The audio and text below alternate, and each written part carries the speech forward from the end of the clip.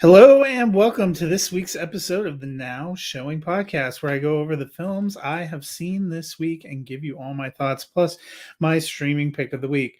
First up is Black Adam. We've seen a lot of fits and starts with DC films the last couple of years. Black Adam comes to theaters after a long wait of its own, syncing with the DC extended universe that features Wonder Woman, Shazam, and Henry Cavill as Superman.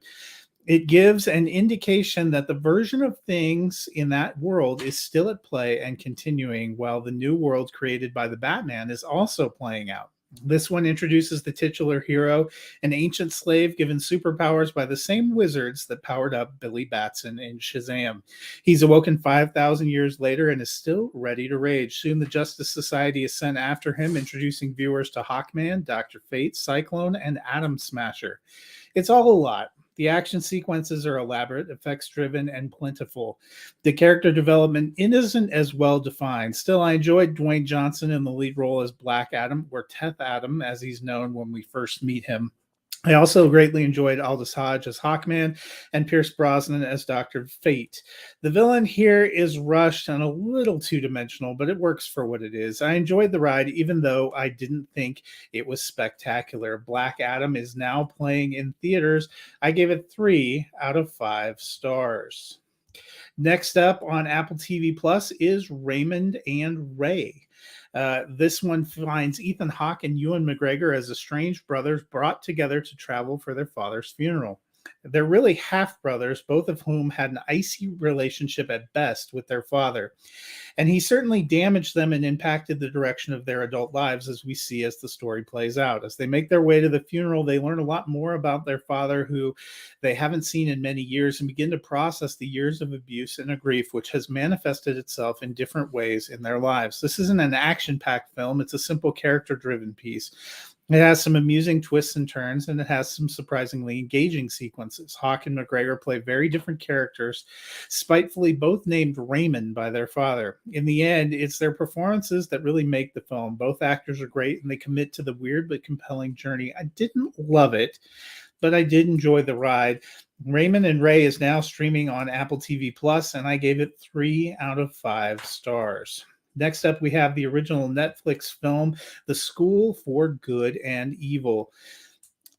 This one is from the book series by Simon Shawnee, and it comes from director Paul Feig, who sets it up in a way that you could see it becoming a film franchise. In this world, there are 2 schools, one for good and one for evil. It's where future princes and princesses go to train, as well as where future witches and warlocks go to train.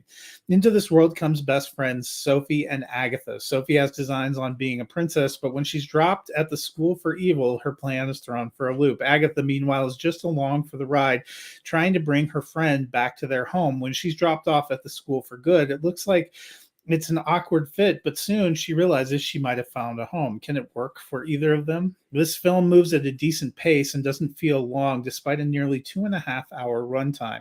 I enjoyed the cast with Charlize Theron, Michelle Yeoh, Lawrence Fishburne, and Kerry Washington among the film's supporting cast. There was a decent story here and even a few surprisingly emotionally engaging moments. It ends in a place where you could see the story continuing, and for Netflix, that might not be such a bad thing. The School for Good and Evil is now streaming on Netflix. I gave it 3 out of 5 stars. My final new film of the week is the theater rom-com Ticket to Paradise.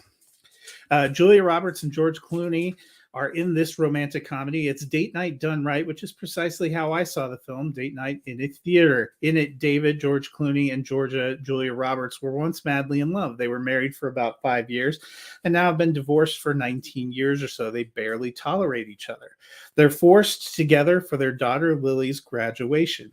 Soon, Lily and her best friend Ren are off to Bali to enjoy the postgraduate celebrations, and David and Georgia part ways. But less than 2 months later, it turns out that Lily has met the great love of her life down in Bali, and they're getting married. Despite their often tense relationship, David and Georgia have to come together. They're bonded by the same idea that they want to keep Lily from making what seems like a huge mistake.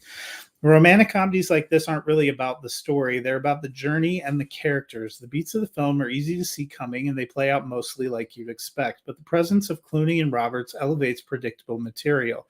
They're great stars with great chemistry. I also enjoyed Caitlin Dever as their daughter Lily, while Billy Lord as her friend Bren had some of the more amusing supporting sequences. It's great for what it is. It's a lighthearted date movie with some laughs, fun, and some romance. What more could you want? Ticket to Paradise is now playing in theaters. I give it 3 out of 5 stars. Finally, my last film of the week is my streaming film for the week, and this time I went with a classic. To me, it's not the holidays without Charlie Brown's Special. We used to get them on ABC, and I'd always make sure to catch it. Things have changed now as the contract has switched over to Apple TV Plus. You can find The Great Pumpkin Charlie Brown on Apple TV Plus or on Vudu, as I did, and you can make sure to own your own copy. The holiday trio, the Halloween, Thanksgiving, and Christmas specials are usually bundled together. Well, the Christmas special is iconic and the most talked about. I love the story of the Great Pumpkin. It puts the focus on Linus, and it's a sweet special that has always gotten me into the Halloween spirit.